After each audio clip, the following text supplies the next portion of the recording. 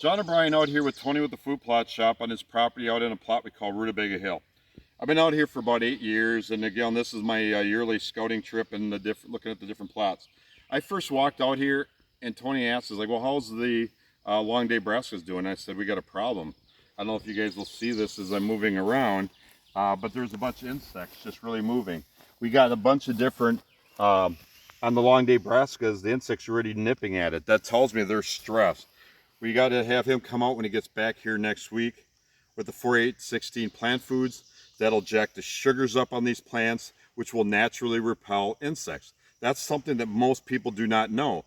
There's a multi-phase mode of action in that product that's going to sweeten up these forages. It's just not one thing in there. There's a number of different things that are stress packs, macronutrients, micronutrients, jacking up the sugars. So we also have a nurse crop that he put down with a spring grains blend. There's a little strategy involved with that.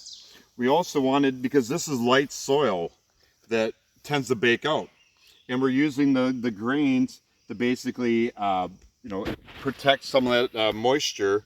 We're also using the grains to protect the grazing pressure that can happen, and we're already seeing there's some areas of deer already browsing these long day brassicas. So what we're going to have him do is plant foods within about a week. And then he asked me, hey, should we cut the tops off? That's something what I think I'm going to have him do as a good little experiment for him to learn on his own unique property. We'll probably have him take the tops off here in about a couple weeks on part of this plot, and the other part we'll just leave the grains just mature and head out and just be ground cover. These long day brassicas are going to grow above that.